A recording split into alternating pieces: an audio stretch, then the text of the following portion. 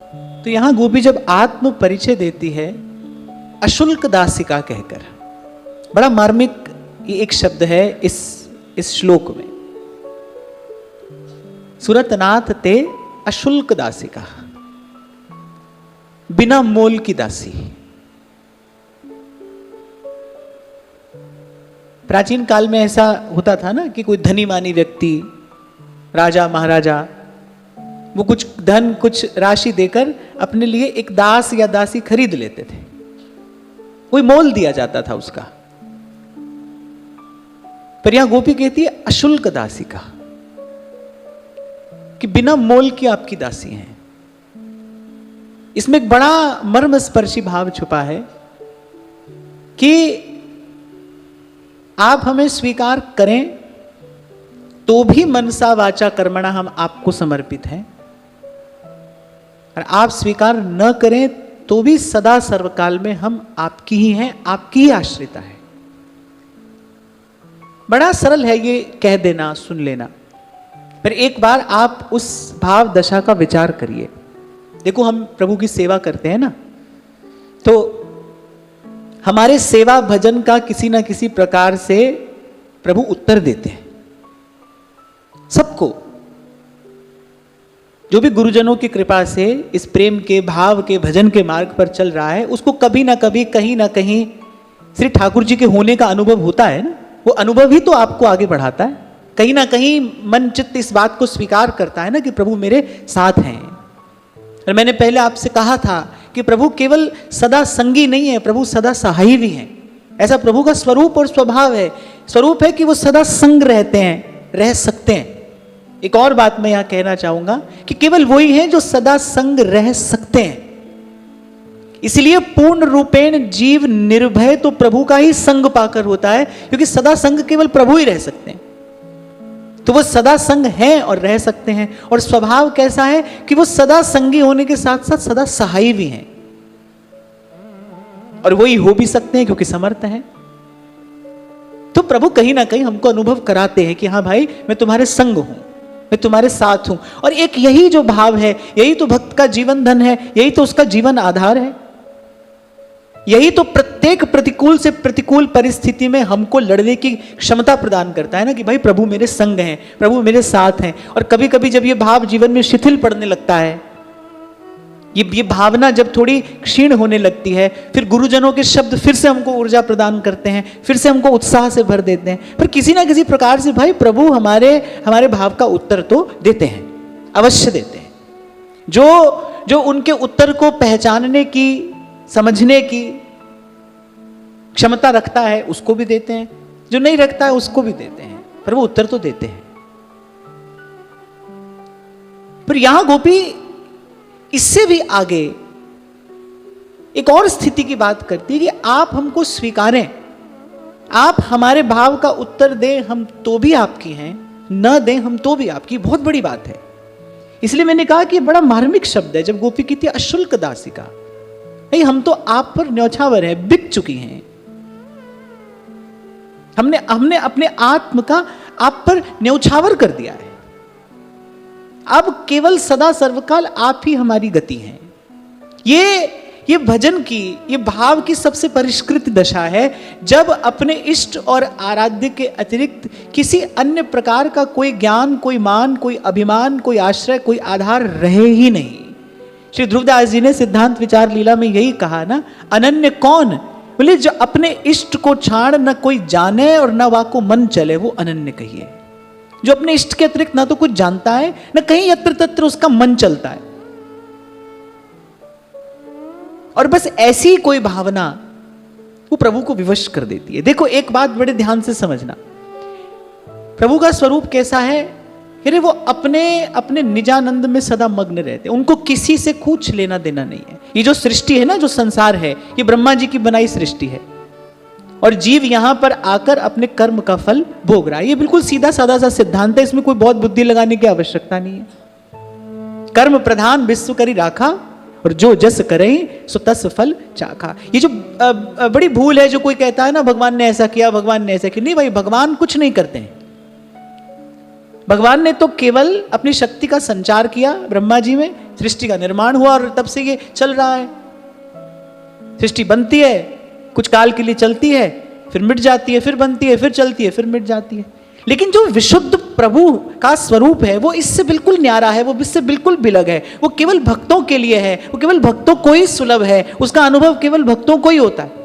बहुत लोग ये प्रश्न करते हैं ना, ये कहते हैं कि अमुक व्यक्ति ने अच्छा किया, भगवान ने उसके साथ ऐसा क्यों किया, भगवान ने ऐसा क्यों किया। सबसे पहले तो इस बात में, इस वाक्य में सुधार करना चाहिए ना, भगवान किसी के साथ कुछ नहीं करते, वो तो अपने निजानंद में मग्न है।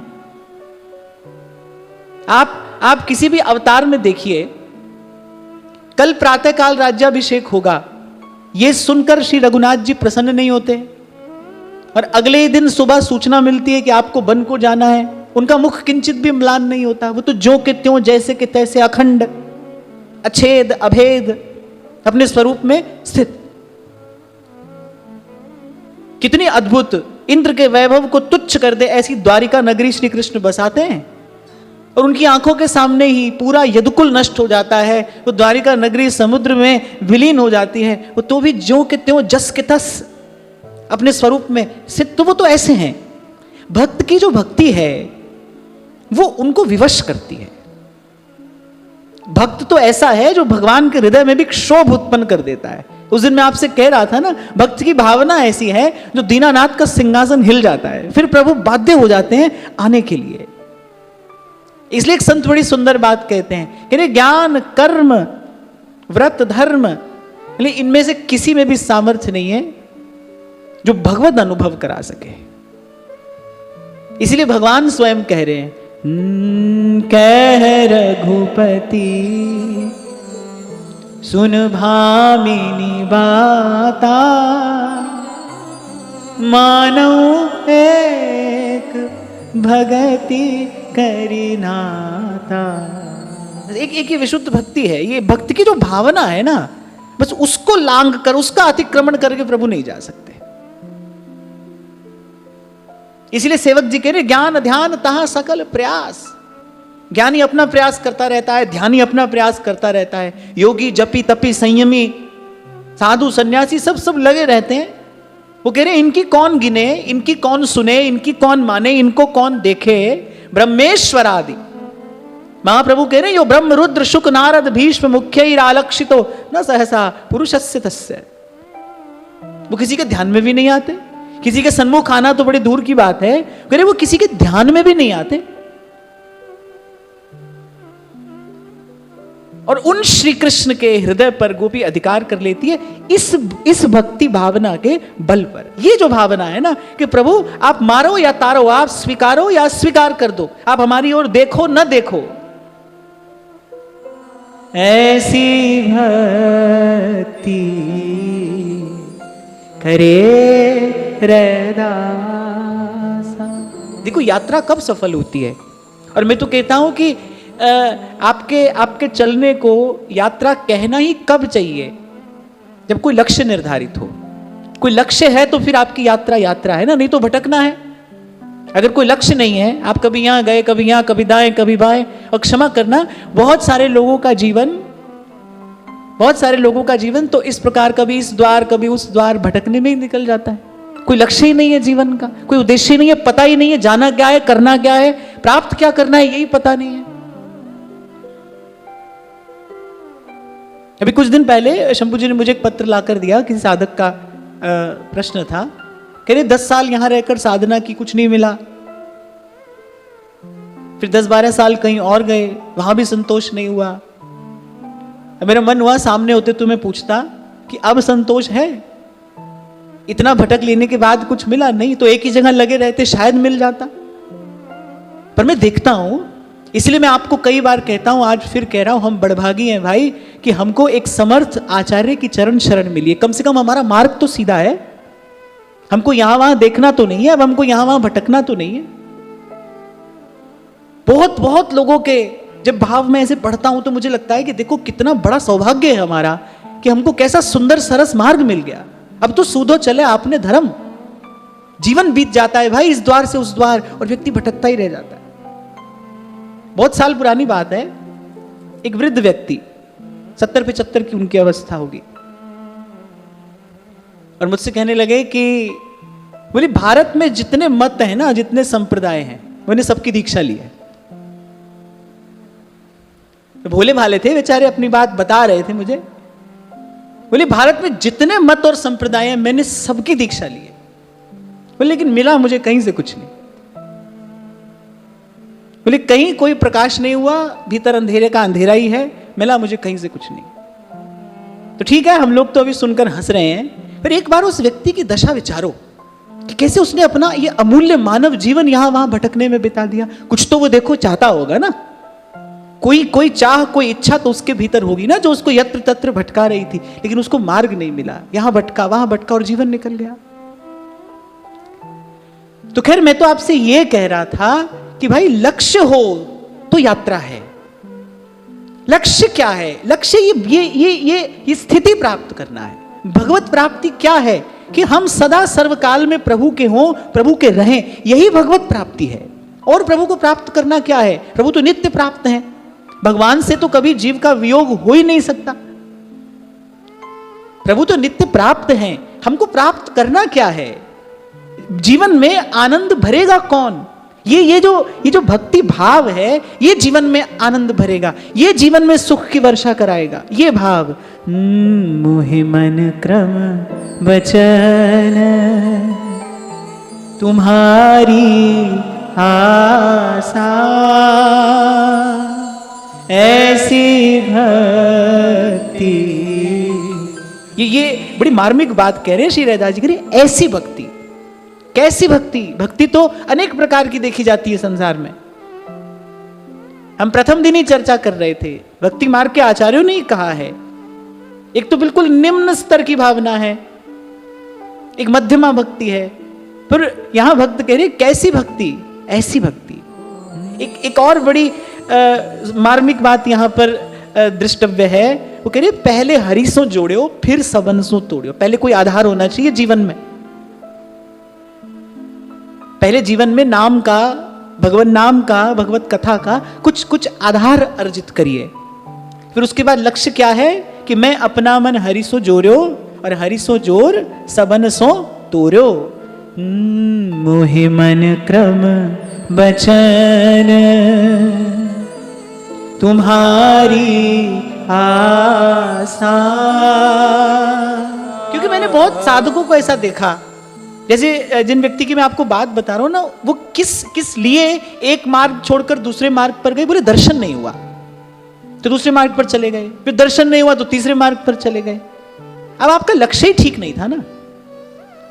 लक्ष्य हमारा दर्शन नहीं है, लक्ष्य तो हमारा ये भाव, ये स्थिति प्राप्त करना है कि प्रभु हम सदा सर्वकाल में आपके हैं और आपके रहें। श्याम श्यामा सदा हमको प्यारे रहे, हम इन्हीं के रहें, ये हमारे। यही गुरु की आवश्यकता है। वो बताएगा कि भाई जीवन में लक्ष्य क्या हो आपका, नहीं तो भूल जाओगे, भटक जाओगे। यहां मन को भ्रमाने वाली अनेक बातें हैं। कहीं भी मन भूल जाएगा, भ्रमित हो जाएगा। क्या प्राप्त करना है? ये भाव, ये स्थिति, ये हमारा लक्ष्य है। यहां जाना है हमें, क्योंकि भाई प्रेम का मार्ग है, प्रेम का मार्ग है। प्रियतम से हठ नहीं किया जा सकता। हठ क्या करता है? हठ आपके हृदय को कठोर करता है। जब किसी भी बात के लिए आप हठ करते हैं ना, तो ध्यान रखना, अगर आप हठ कर रहे हो तो आपका हृदय कठोर हो जाएगा। कठोर हृदय प्रेम कैसे करेगा? क्योंकि ये रस तो अति कोमल है, माखन सो माखन मिले, कठोरता ना चाहिए। इसलिए पहले दिन मैंने आपसे कहा था कि यहां आने के लिए भी अपनी तरफ से खींचातानी मत करना। आपके मन में कोई आग्रह ना हो, श्री जी के प्रसाद की प्रतीक्षा करना, उस कृपा कोर की प्रतीक्षा करना। महाप्रभु सुधानिधि में एक बड़ी सुंदर बात कहते हैं, सा चेद्राधा रचयति कृपा दृष्टिपातम कदाचन मुक्तिस्तुच्छी भवति बहुशः प्राकृता प्राकृत श्री। महाप्रभु कह रहे हे स्वामिनी, एक बार आपकी कृपा दृष्टि हो जाए, एक कृपा कोर आपकी मुझे प्राप्त हो जाए। बोले संसार क्या, बोले स्वर्ग आदि लोगों का जो आकर्षण है वो भी समाप्त हो जाएगा। मेरा मन आपका ही हो जाएगा, आपके ही चरण कमलों में रम जाएगा। एक बार आपकी कृपा कोर हो जाए तो कृपा की प्रतीक्षा करनी है। प्रेम का मार्ग है। आग्रह ना हो हमारे मन में भाई ऐसा ही करेंगे। आपको एक और बात मैं बताऊं क्यों महाप्रभु ने अपनी उपासना पद्धति में किसी व्रत आदि को स्थान नहीं दिया? क्योंकि ये साधन करने से भी हृदय में कभी कभी एक प्रकार की कठोरता आ जाती है, कठोरता आ जाती है। यहां के रसिकों का जीवन तो कैसा है, करे भूख लगे तब मांग खाई हो, गनो न सांझ सवेरो।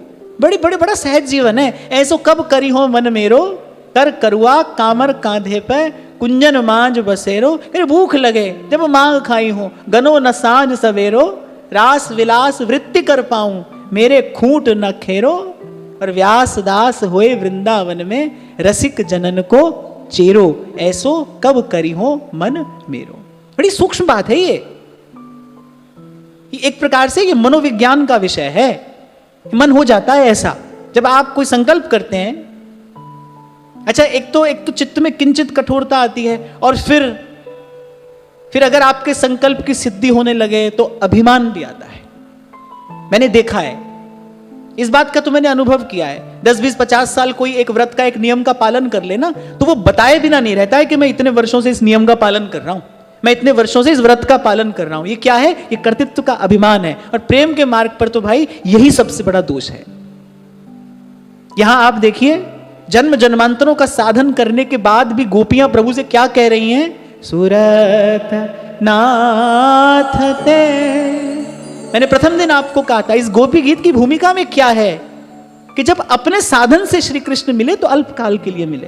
हाँ ठीक है, आपके साधन से आपको वस्तु हो सकता है मिल जाए, ये थोड़ी देर के लिए मिलेगी, फिर भूल हो सकती है, हो जाती है। इसलिए महापुरुष कह रहे हैं कि जो मिले वो आपके प्रसाद से मिले। तेरी बख्श न मेटे कोई, सतगुरु का दिलासा, आपके प्रसाद से मिले। और यहां हमारे महाप्रभु जी ने तो कहा है, भाई हमारी उपासना इसमें तो बल ही केवल प्रसाद का है, जो हो श्री जी के कृपा प्रसाद से हो, प्रसाद। तो एक कारण है, इसीलिए महाप्रभु जी ने इस प्रकार की समस्त विधियों को और निषेधों को दूर रखा, क्योंकि प्रेम की उपासना है, विशुद्ध प्रेम, किसी अन्य भाव का यहां पर प्रवेश ही नहीं है। और मैं फिर कहकर और आगे बढ़ता हूं कि यही हमारा लक्ष्य है, ऐसा हृदय प्राप्त करना है, ऐसा भाव हमको प्राप्त करना है। आज तो प्रभु हमारी हर बात का उत्तर देते हैं, समय असमय हमारे संग है, हमारे साथ हैं। कोई एक समय ऐसा आए जब हमारी बात का उत्तर ना मिले, क्या हमारी भजन भावना तब भी ज्यों की त्यों बनी रहेगी? अरे थोड़ी सी प्रतिकूलता आती है और मन यहां वहां कोई विकल्प, कोई अवसर, कोई और सहारा ढूंढने लगता है ना, ढूंढने लगता है।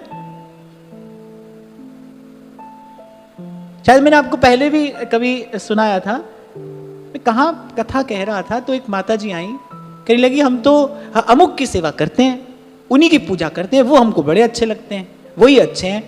जैसे कोई होता है ना व्यक्ति तर्क करने लगता है, विवाद करने लगता है, ऐसे उन्होंने कहना आरंभ किया। मैंने कहा एक बात का ईमानदारी से उत्तर दो। मैंने कहा अगर ये आपकी प्रार्थना न सुने, ये आपकी मनोकामना पूर्ण ना करे, तब भी आपका भाव यही रहेगा? चलिए हैं ऐसे कैसे हो सकता है? उनका नहीं, अगर हो जाए तो रहेगा, नहीं रहेगा ना। तभी तो मैं आपसे कहता हूं भाई, गरज सजदा कराती है। किसी को क्या चाहिए, किसी को क्या चाहिए।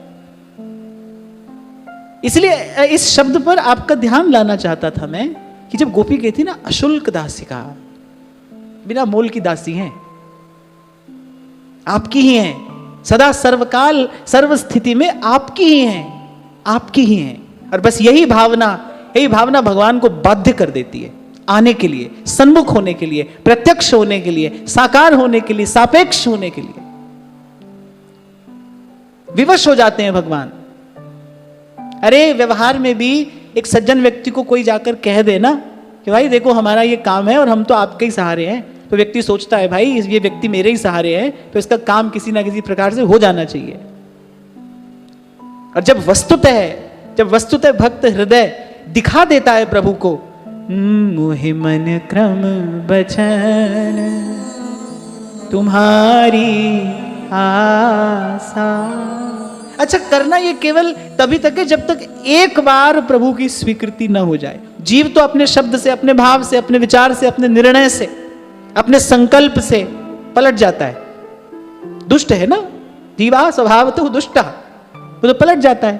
पर प्रभु ऐसे नहीं है। एक बार स्वीकार किया जिसको, एक बार प्रभु ने स्वीकार कर लिया जिसे।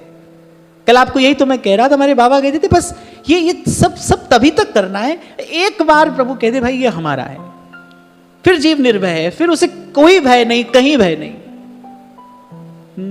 चतुर्दिशा कीनो बल अपनो।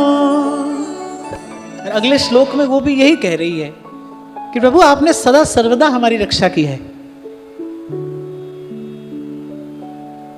और आज इस प्रकार यहां इस अत्यंत सुमधुर मंगलमय बेला में आप इस प्रकार अंतर्हित होकर क्यों हमारे प्राणों को संकट में डालते हैं? प्रत्येक श्लोक में गोपी यही कहना चाह रही है कि हे प्रभु, आपका जीवन, आपका दर्शन ही हमारा जीवन है। आपके मुख की माधुरी, आपकी लीला, आपका नाम, यही एकमात्र हमारे जीवन का आधार भी है और यही एकमात्र हमारे जीवन का लक्ष्य भी है। हमने जीवन धारण किया ही केवल इसलिए है। जैसे महाप्रभु कहते हैं ना सुधा निधि में, राधा नाम सुधा रसम रसयितुम जिह्वास्तु में विव्वला पादौ तत्पदकांकिता सुचरताम वृंदाटवी वीथिषु तत्कर्मैव करः करोतु हृदयं तस्याः पदं ध्यायता तद्भावोत्सवतः परम भवतु मे तत् प्राणनाथे रतिः। आगे कहती है गोपी, विष जलाप्यया व्याल राक्षसा वर्ष मारुता। एक लीला का गोपी स्मरण कर भी रही है और श्री कृष्ण को मानो स्मरण करा रही है कि किस किस विकट समय, प्रतिकूल समय आपने हमारे प्राणों की रक्षा की है। अच्छा, यहां गोपियों ने ये जिन भी लीलाओं का स्मरण कराया है, भावुक जनों ने विचार किया है कि ये सब शब्द ही क्यों कहे गोपियों ने। कोई भी शब्द जो है एक उसका अभिधा अर्थ होता है। शब्द की 3 शक्तियां हैं, अभिधा, लक्षणा और व्यंजना। सरल शब्दों में कहें तो एक है इज डायरेक्ट मीनिंग, एक होता है अप्रत्यक्ष रूप से कुछ कहना, और एक होता है उसके ब्याज से कुछ समझाना, कुछ कहना।